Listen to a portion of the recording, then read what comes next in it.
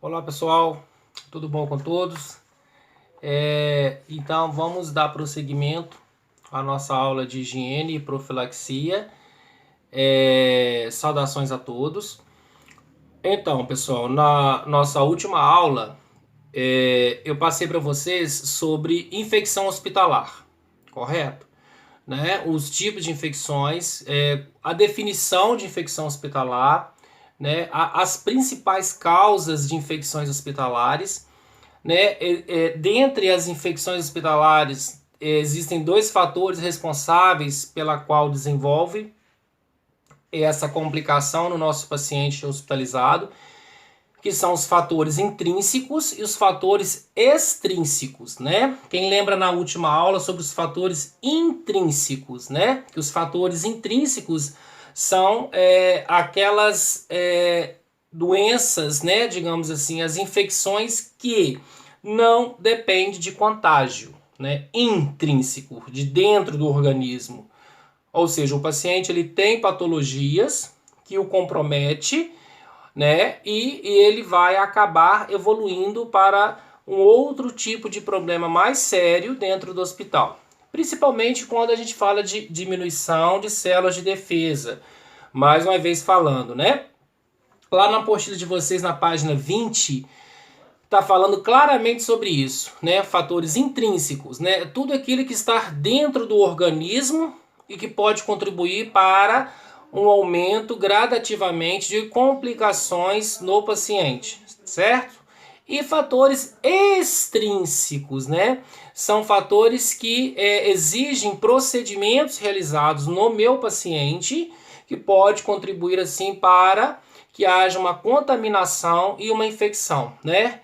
Passagem de sonda vesical de alívio, passagem de sonda vesical de demora. Dentro da literatura, né, dentro da nossa formação, vocês terão disciplinas, né, que falarão, perdão, sobre cateterização ou sondagem ou sonda vesical de alívio, sonda vesical de demora, né? Assim, varia, né, a necessidade de uma sonda vesical de alívio, de uma sonda vesical de demora. Mas isso, se não for feito de uma forma estéril, se não for feito de uma forma correta, na qual vocês irão aprender, pode levar problemas sérios para o nosso paciente. Cirurgias contaminadas, né? Contaminar o bisel da agulha, contaminar, né, a luva, né, contaminar assim o EPI, e isso pode trazer problemas para o paciente, levando ele ao que? Uma comorbidade maior, que é, no caso, a infecção hospitalar, né? Quem lembra da última aula que eu passei, que eu falei sobre infecção comunitária, né? O que seria essa infecção comunitária? É a entrada do paciente portando uma infecção no hospital.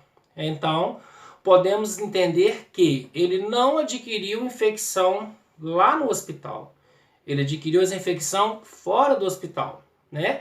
Por outros problemas que vai somatizando, né? Infelizmente, podemos dizer que é o conjunto da obra, acaba que o paciente ele leva a outras complicações mais sérias. E aí, gente, continuando a falar de infecções, né? Na qual onde eu parei, existe também o que nós chamamos de agentes etiológicos. João, o que é agente etiológico? O que é uma etiologia, né?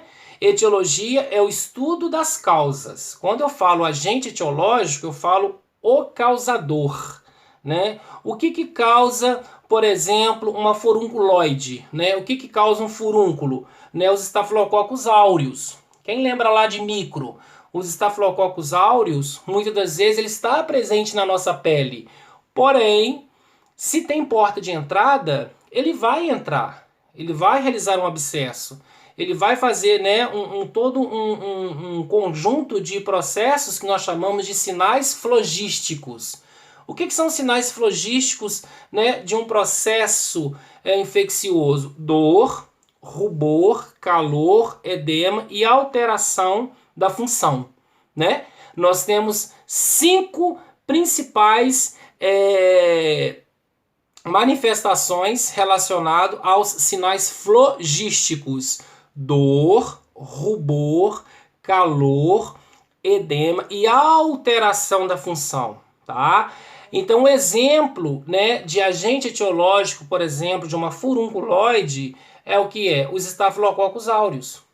O outro exemplo de uma doença que pode causar erisipela numa pessoa é o Staphylococcus aureus, né? Ele está onde? No ar.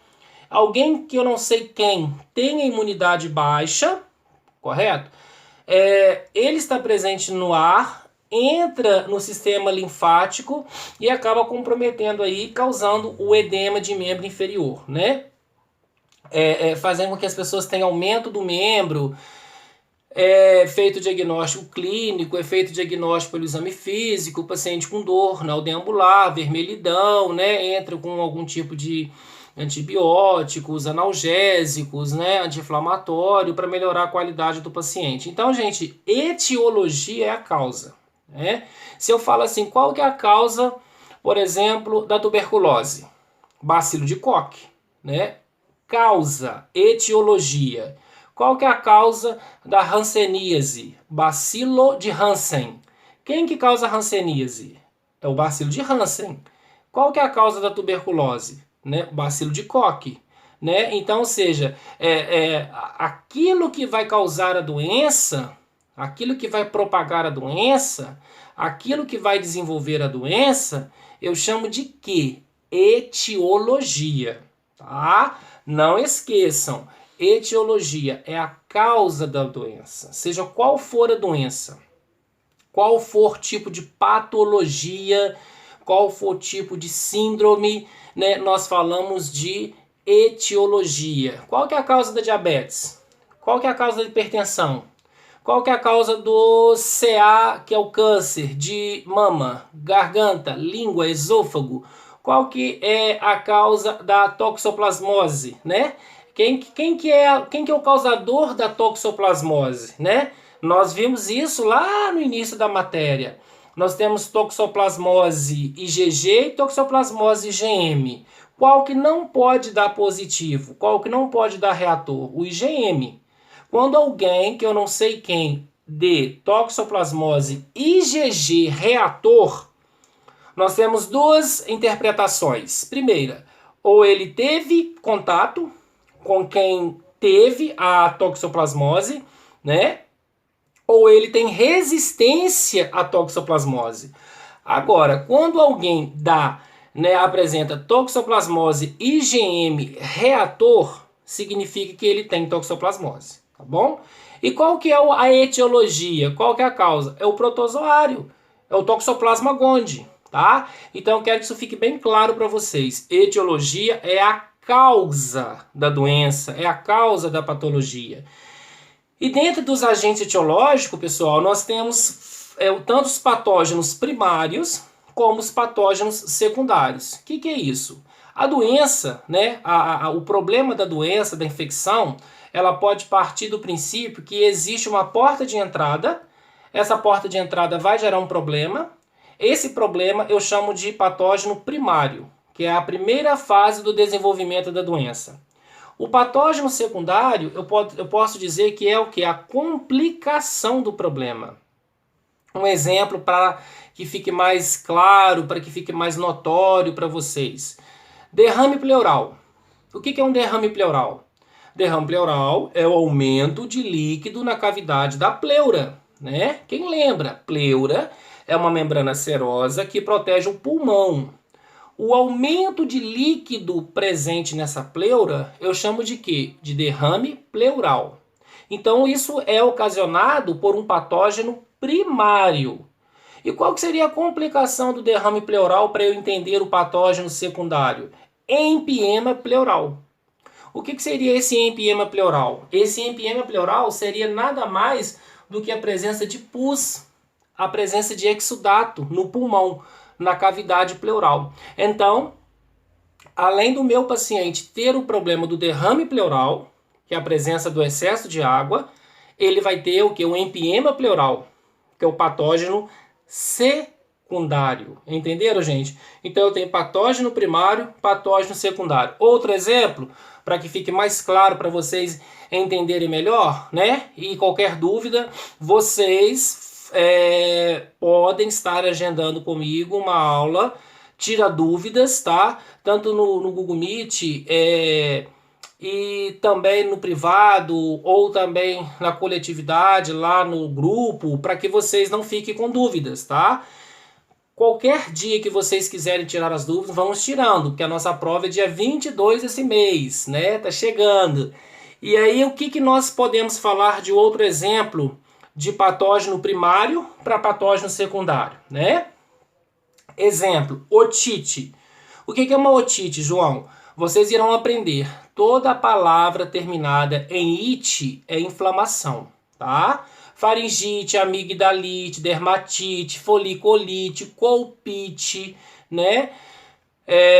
Cistite. Toda palavra terminada em ite significa inflamação, tá certo? Então, por exemplo, uma pessoa que eu não sei quem apresentou uma otite por qualquer tipo de estafilococcus, tá? E essa otite, que é a inflamação do pavilhão auditivo, não foi diagnosticado com cuidado, não foi tratado com cuidado, não foi medicado com cuidado, é um patógeno primário. E qual que seria o patógeno secundário da otite? A meningite. Pode dizer que toda otite evolui para meningite? Não, isso não é regra. Mas tenhamos que entender que quando existe um quadro de otite, que é o patógeno primário, eu posso perceber que tem um patógeno secundário. Qual que seria o patógeno secundário? A complicação de uma otite. Por exemplo, a meningite. O que é a meningite, João? Meningite é a inflamação das meninges, né? Dentro da região cerebral nós temos 3 meninges. Quem lembra lá da anatomia? Dura mater, pia mater e subaracnoide. Dura mater, pia mater e subaracnoide. Nós temos 3 meninges. Qual que é a função dessas meninges? A função dessas meninges, turma, é realizar o que eu chamo de barreira hematoencefálica. Ela protege o sistema nervoso central, né, contra micro-organismos patógenos. Porém, quando uma dessas meninges estão inflamada, dura mater, pia mater e subaracnoide, eu chamo de meningite. Então, o micro-organismo ele sai, podemos dizer assim, da otite e vai para as meninges, causando meningite, ok? Outro exemplo, para que fique mais claro essa questão da própria,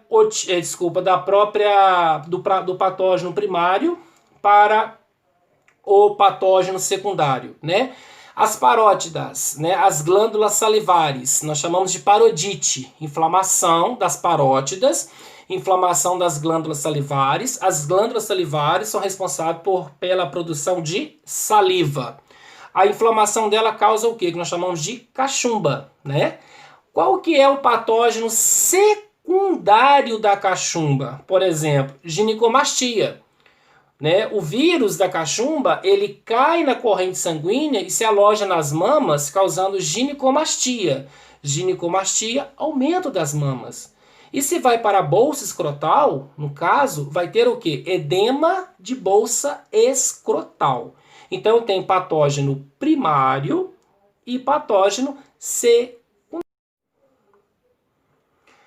Então, gente, só para a gente recapitular.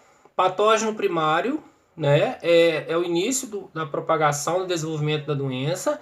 E patógeno secundário é a complicação. Então, o último exemplo que eu trouxe para vocês. Otite, inflamação, né, do pavilhão auditivo.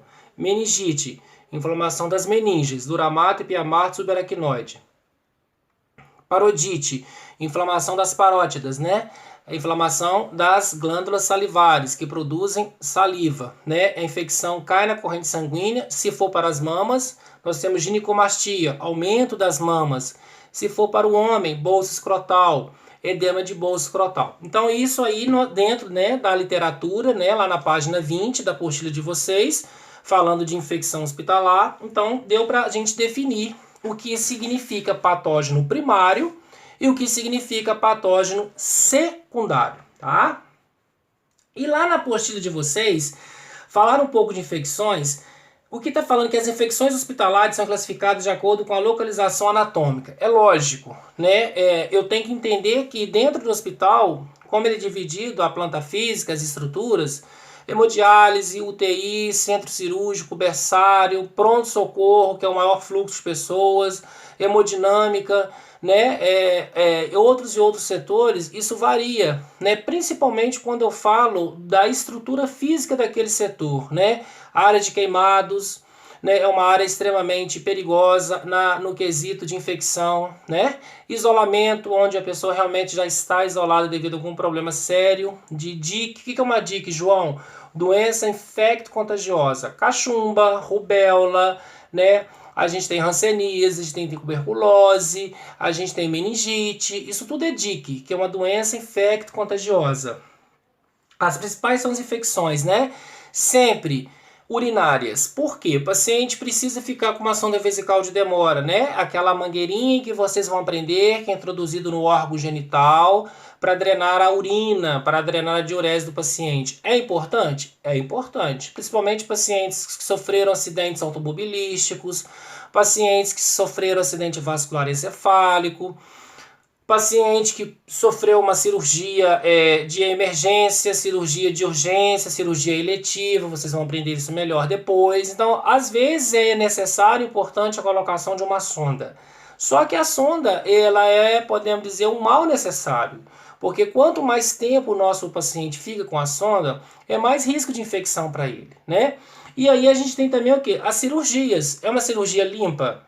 É uma cirurgia contaminada? O que é uma cirurgia limpa, professor? Cirurgia limpa é quando eu tenho uma cirurgia que não tem nenhum tipo de foco de contaminação. É quando eu não tenho nenhum tipo de ponto de infecção dentro daquela cirurgia. Exemplo de cirurgia limpa, cesariana. A cesariana é uma cirurgia limpa. Cirurgias, de uma forma geral, holisticamente falando, cirurgias plásticas, são cirurgias limpas, né? Aumentar, diminuir o septo nasal, né? Septoplastia, né? Aumentar ou diminuir, né, as pálpebras, né? Blefaroplastia, né? Diminuir, aumentar o seio. Isso daí é cirurgia limpa. Agora, quando eu tenho uma apendicite, né, que já comprometeu o peritônio, que é a musculatura que protege a região abdominal, eu chamo de cirurgia contaminada, eu chamo de cirurgia suja. É risco de complicações? Depende, né? Depende principalmente de quê? Do pós-operatório desse paciente, ok? E aí, nós temos também alguns agentes, né, têm preferência por determinadas localizações anatômicas. Nós chamamos isso de quê, João? De tropismo. O que é um tropismo? Dentro da saúde pública, a palavra tropismo significa preferencial. Qual que é o tropismo do tétano? Qual que é o tropismo do bacilo de Hansen? Qual que é o tropismo do bacilo de Koch, né?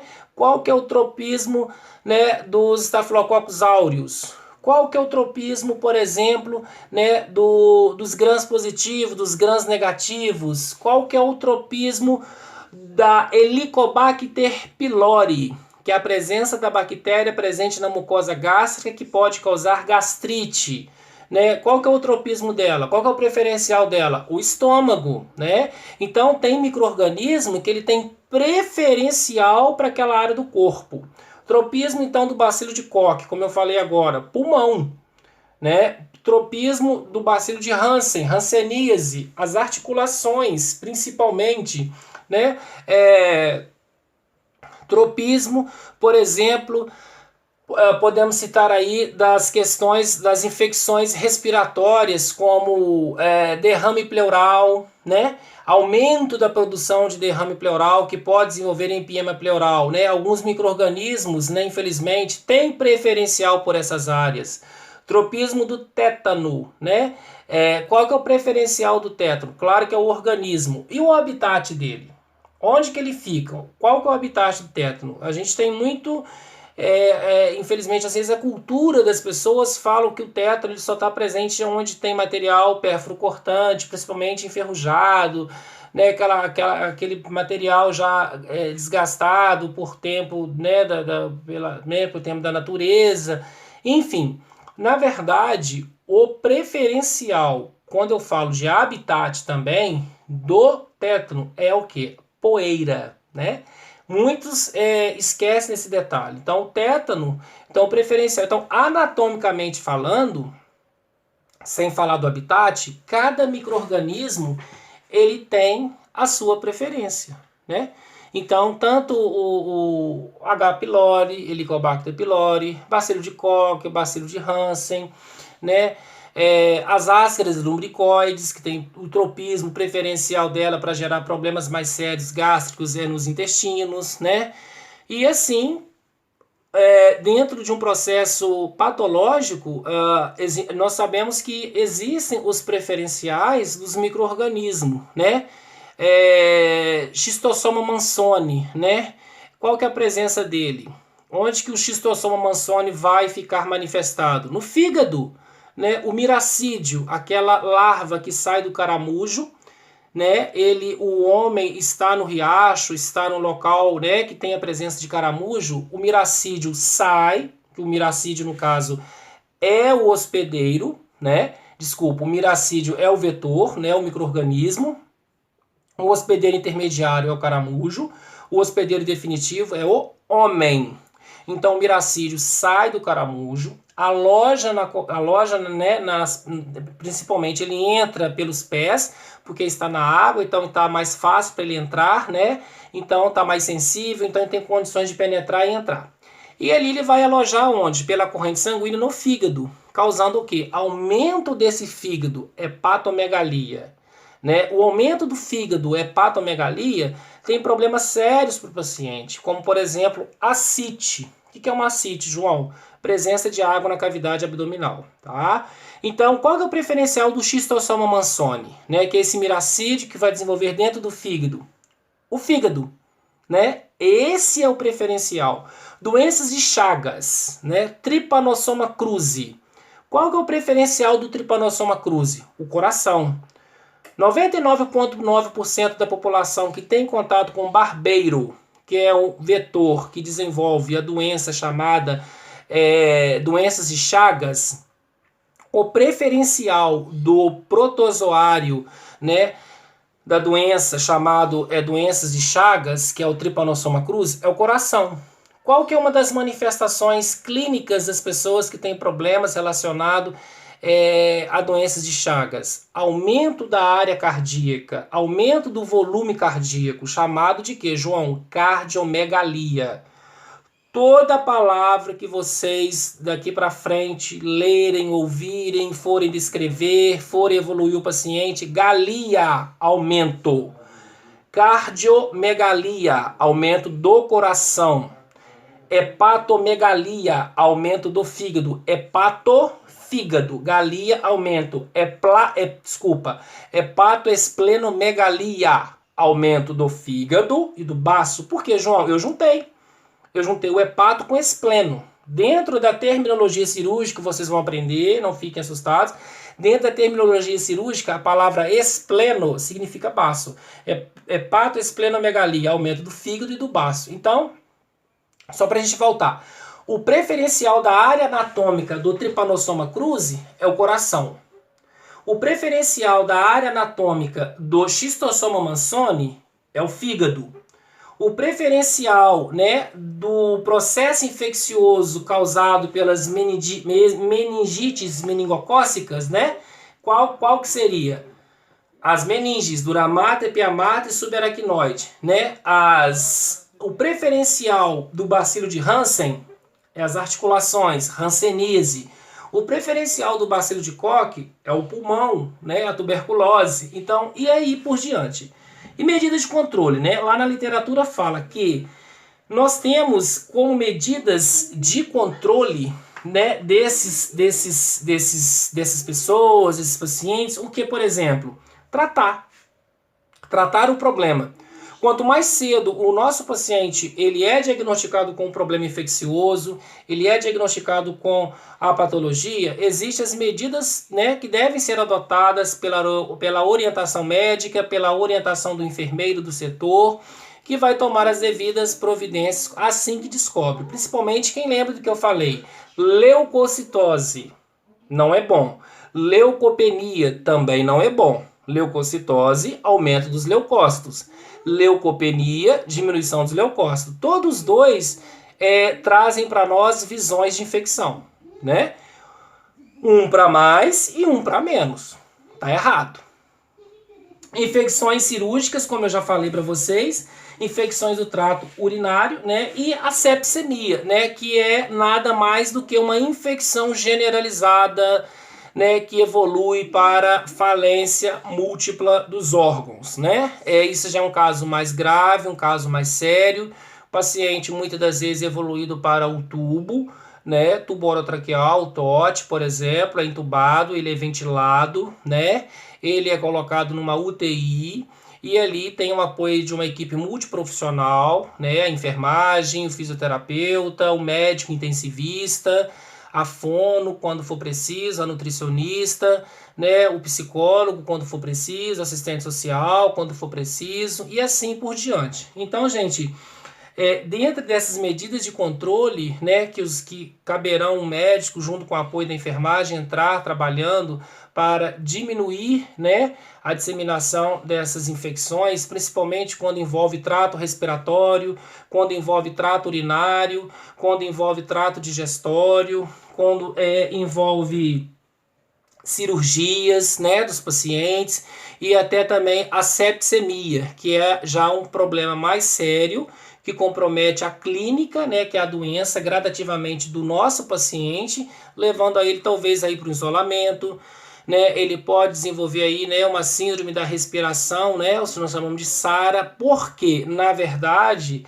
a infecção generalizada ela acaba contribuindo para que ele tenha outros problemas em outros órgãos importantes do corpo humano. Então a sepsemia ela é uma infecção que, além de estar alojada num órgão vital, ela está alojada em outros órgãos vitais do nosso organismo, no organismo do meu paciente, fazendo com que haja o quê? Uma falência múltipla dos órgãos. E aí o paciente, infelizmente, né, muitas das vezes o tratamento é o quê? Paliativo. Não tem expectativa de cura, correto? E falando, pessoal, dessas medidas, né, adotadas como antibióticos, anti-inflamatórios, isolamento, restrições de visitas, cuidados com higiene, cuidados com profilaxia, uso de EPI, sempre de um paciente para outro paciente, né, o médico adotando medidas como restrições, né, como eu falei, de visitantes. A gente tem o quê? Pessoas que estão diretamente ligadas como braço direito, braço esquerdo, desculpa, da própria equipe de enfermagem, que é a CCIH. O que é a CCIH, João? É a Comissão de Controle de Infecção Hospitalar, né? Todo hospital tem que ter a CCIH, a Comissão de Controle de Infecção Hospitalar. Quando o hospital que eu trabalho, que vocês trabalharão, que nós trabalharemos, não tem a CCIH, o hospital terceiriza esse trabalho. Tem que existir esse CCIH, né? Tem que existir esse setor, que ele é coordenado por uma ou por um enfermeiro, né? Assim sucessivamente, atrás desse enfermeiro tem uma equipe que vai estar também diretamente ligada.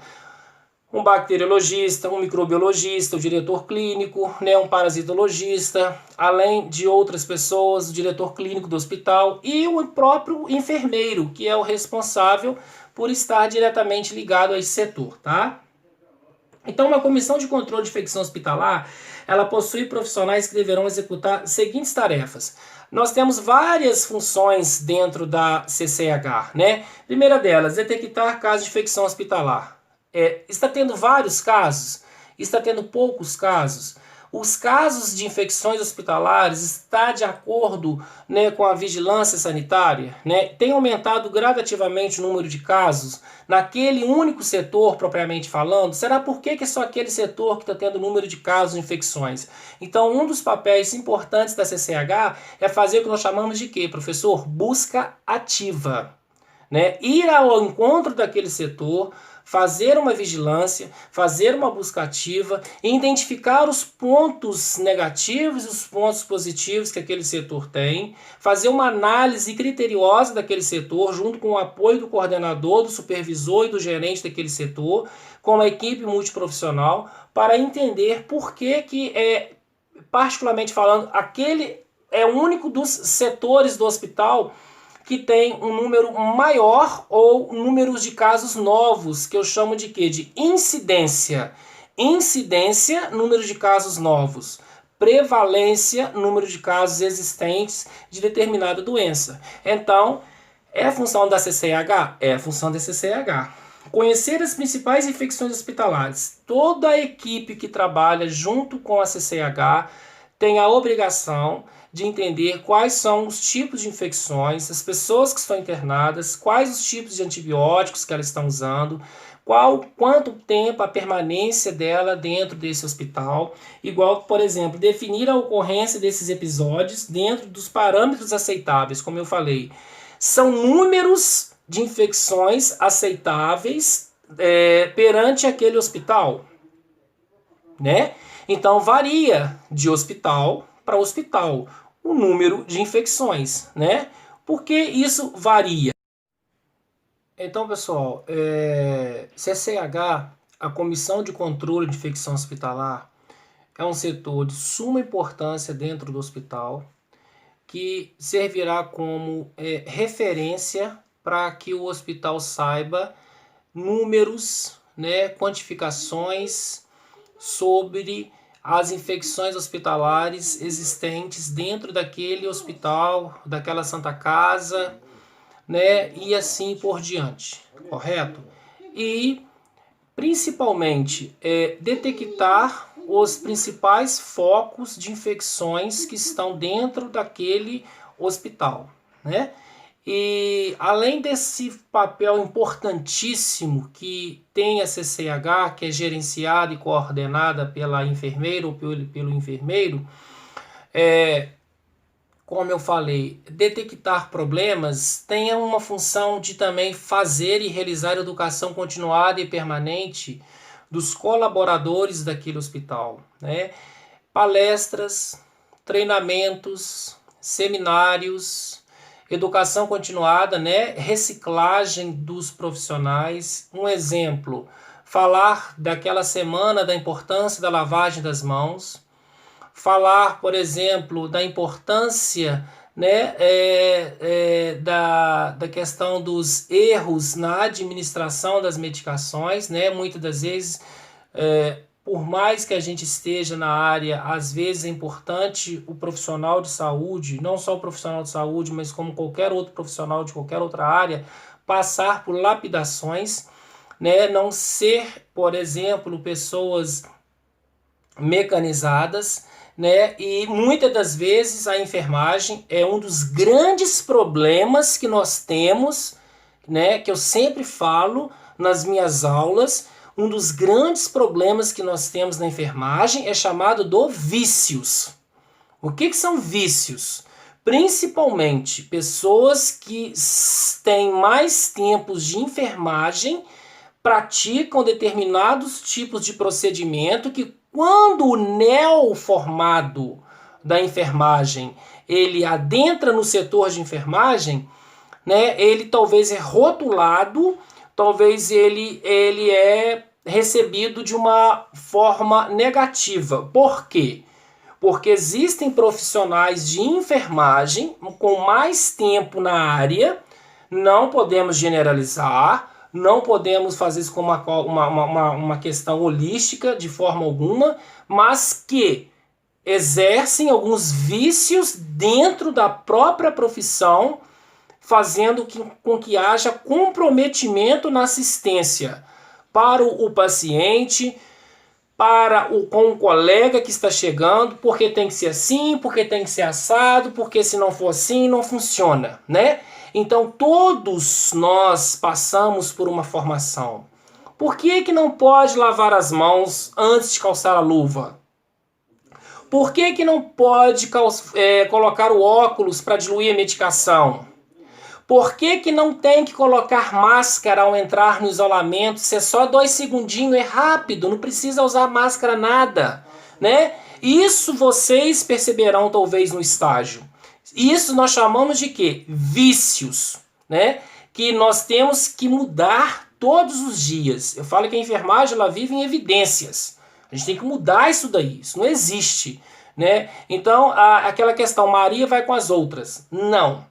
Nós aprendemos o que é o correto, nós sabemos o que é o correto e o correto tem que ser feito, né? Colegas de enfermagem, às vezes, pegando seringas com medicações já diluídas, levando na mão para fazer na enfermaria, se eu tenho a cubarrim, se eu tenho a bandeja, se eu tenho a máscara, se eu tenho óculos, né? Se eu tenho o jaleco. Então, gente, algumas pessoas, por pensarem que sabe tudo, né, e acha que é o dono ou a dona do setor, tem que andar conforme ele queira, né? Até que um dia alguém tenha coragem e abre a boca e fala, olha, isso está errado, isso não pode acontecer mais.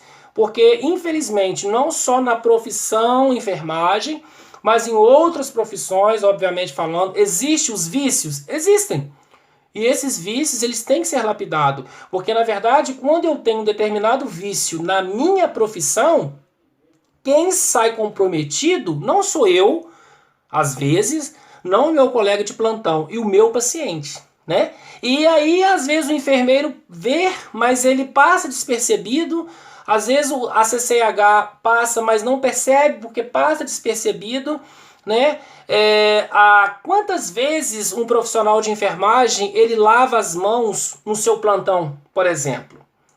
Quantas vezes o profissional de enfermagem ele coloca a máscara para entrar no isolamento de contato, por exemplo? Quantas vezes o profissional de enfermagem vai ao refeitório ou ele vai, né, na área externa do hospital sem o jaleco? Né? Isso chamamos de vícios que devem ser o quê? Lapidados, principalmente vocês que estão entrando agora na equipe, né, na profissão e que farão diferencial, né? Porque ninguém é dono de plantão, ninguém comanda plantão, né? Nós temos um gerente que é um enfermeiro, nós temos um supervisor que é um enfermeiro, nós temos que seguir uma hierarquia, mas que eu tenho que ser Maria vai com as outras, uma hora a casa cai, né? Então, que nós saibamos diferenciar o que é o certo, o que é o errado dentro da enfermagem. Dúvidas na enfermagem não existe. Se eu tenho dúvidas, como eu já falei, eu tiro com o meu colega, eu vou no meu supervisor, eu vou na minha supervisora, mas dúvidas eu não posso ter. E para a gente terminar esse momento, na CCH, elaborar normas de padronização para que os procedimentos realizados na instituição sigam uma técnica asséptica, curativos, né? O 7º, 5º e o 6º faz uma técnica, o 1º e o 3º não faz, não existe, tem que ser padrão. Por isso que existem outras comissões importantes de dentro do hospital, por exemplo, como comissão de curativo, comissão de ética e pesquisa, comissão de educação continuada e permanente, a comissão de controle de infecção hospitalar, volto a dizer, importantíssima para que nós saibamos se há uma normalidade do número de contaminados, no número de infecções. Por quê? Nós temos que entender que existem hospitais e hospitais. Existem hospitais menores e hospitais maiores, né? Quanto maior é o hospital, maior é a chance de infecção hospitalar, maior é a chance da propagação de infecção. Quanto menor é o hospital, é menor a chance. Isso é regra? Não. Talvez eu tenha um hospital menor e que tem número de casos maiores. Eu tenho um hospital maior com número de casos menores. Mas na holística, no dia a dia, nós podemos entender que quanto maior é o hospital, maior é o risco de infecção hospitalar. Por quê? Números maiores de internação, números maiores de cirurgias, números maiores de fluxo de entrada e saída de pessoas, né? Número maior de visitantes, né? Ou seja, eu tenho um número maior de profissionais de equipe multiprofissional que trabalha diretamente naquele hospital. E isso vai pesar, né, na hora da gente entender sobre a questão da infecção hospitalar. Realizar controle da prescrição de antibióticos, né? Então a gente tem que entender que a CCH ela tem que estar entretida, ela tem que estar sempre antenada né, aos tipos de medicamentos também, fazer um controle, fazer como se fosse uma pasta, uma amostra de quais antibióticos que são utilizados dentro daquele hospital, né, quais são os tipos, né, de quimioterápicos, quais são os tipos, por quê? Para que a gente possa entender também que se está tendo uma infecção, se o médico utilizou alguns antibióticos de escolha, qual que será a melhor saída para esse paciente? Porque às vezes o médico usa 1, 2, 3, 4, 5 tipos de antibiótico, né? São aqueles que tem dentro do hospital e não melhora a condição clínica desse paciente. Então a CCH ela tem que estar inteirada desse assunto, a CCH ela tem que estar por dentro dessas informações, né? Quantas pessoas com sonda vesical de alívio, quantas pessoas com sonda vesical de demora, quantos pacientes que estão entubados, né, respirando com a ajuda de aparelho, quantos pacientes que estão no isolamento, né, essa questão do próprio necrotério, né, fazer uma fiscalização do necrotério com relação à higienização desse necrotério, que isso faz parte também da equipe da CCH, para que haja diminuição do risco de contaminação. Então, a CCH é um setor que tem que receber os nossos digamos assim, os nossos respeito, porque é um setor de suma importância, né? Assim como qualquer outro setor, não tem paciente, não tem medicação, não tem médico, mas é ali que eu sei, né? Ali que é a minha referência, onde eu sei tudo que eu posso saber a respeito das infecções que estão dentro daquele hospital, não é isso? Então a CCH é um setor importantíssimo. E falar da colaborar do treinamento de todos os profissionais da saúde, que se refere à prevenção de controle de infecções hospitalares. Foi o que eu falei. A CCH ela trabalha com o quê? Com educação continuada, com treinamento, né? Falar sobre lavagem das mãos, importantíssimo. Falar sobre o uso correto do EPI, importantíssimo. Falar sobre o uso correto, né, do jaleco, por exemplo. Jaleco não é para desfilar na praça, jaleco não é para desfilar na praça de alimentação, jaleco é um EPI, um equipamento de proteção individual que a gente tem que usar durante o plantão, né? Eu não tenho que colocar o meu jaleco para desfilar lá no refeitório e assim por diante, ok? Então, gente, falar de infecção hospitalar é importante, né, porque a gente vai lidar diretamente com esses casos. E como eu falei, que eu ia falar sobre algumas infecções, como por exemplo, infecção comunitária. É a infecção presente ou incubada, que ela ainda não tem sintomas nenhuma, né? Toda infecção incubada significa que não tem sintomas, o paciente está assintomático, não tem sintomas, sintomático tem sintomas, no ato da entrada do paciente no hospital. Então, infecção comunitária é quando o paciente ele dá a entrada no hospital já portando uma infecção. Ele não adquiriu dentro do hospital, assim como podemos dizer. Infecção cruzada, João, o que é infecção cruzada? A infecção cruzada, que é um outro processo também de infecção, nada mais do que a transferência de um micro-organismo, né, podemos dizer assim, de uma pessoa para outra. Então, existe infecção cruzada na comunidade, existe infecção cruzada dentro do hospital, existe infecção cruzada onde tem pessoas com infecções e que pode adquirir para outras pessoas. O Covid-19, o coronavírus, quando passa de uma pessoa para outra, eu chamo de quê? Infecção cruzada, né? Se alguém Y tem o Covid-19 e passa para outra pessoa, é chamado de infecção cruzada. Se ele deu entrada no hospital, para clarear melhor, com o Covid-19, é infecção comunitária. Ele não adquiriu o Covid no hospital, ele adquiriu no ambiente onde ele está inserido. E isso eu chamo de infecção comunitária. É só para trazer esse exemplo melhor para que vocês fiquem mais entretidos na nossa matéria. E aí nós temos também, gente, de infecções direta. O que é uma infecção direta? É adquirida diretamente contato de um indivíduo doente para um indivíduo não doente, né? Então, infecção adquirida por contato com o indivíduo doente para aquele indivíduo não doente. Se eu tenho infecção direta, eu tenho infecção indireta. O que seria a infecção indireta? Infecção indireta é quando eu estou adquirindo infecção por alimentos. Alimentos putrefados, alimentos mofados, alimentos que foi retirado deles ali fonte proteica, alimentos deteriorados, alimentos contaminados, como a presença do Helicobacter pylori. Então eu tenho infecção cruzada, eu tenho infecção comunitária, eu tenho infecção direta, eu tenho infecção indireta, eu tenho infecção nosocomial. O que é uma infecção nosocomial, professor? É quando você adquire uma infecção dentro do hospital. A palavra nosocômio significa o quê? Hospital. Infecção nosocomial, infecção dentro do hospital, ok? E aí, pessoal, eu estarei hoje, tá? Vou postar uma atividade para vocês, para sintetizar melhor esses assuntos que vocês estão tendo comigo, principalmente essa questão de infecção, tá? E vou deixar na plataforma para vocês, ok? Não é para nota, não é para entregar, tá? É para vocês fazerem em casa, responderem e ficarem para vocês, como instrumento para a nossa prova do dia 22/6, correto? E qualquer dúvida que vocês tiverem com relação à aula de hoje, mande para mim no privado, mande para mim na coletividade. Se desejarem, a gente faz uma videoconferência, a gente faz aí um Google Meet. Vamos ficar todo mundo interagido, tá? Para que todo mundo não, para que alguns não fiquem com dúvida naquilo que eu estou passando para vocês, ok?